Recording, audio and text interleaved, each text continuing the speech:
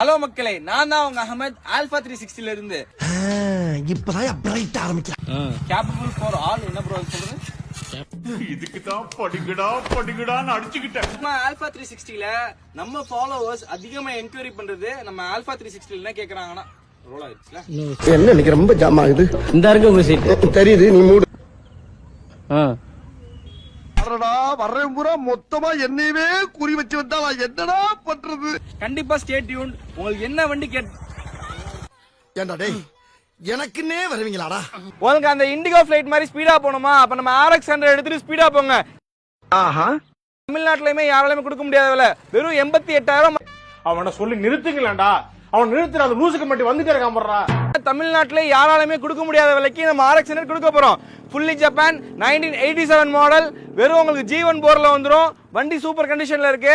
யாரா நீ இவ்வளவு டேலண்டட் ஆகுற? நன்றி நன்றி நன்றி.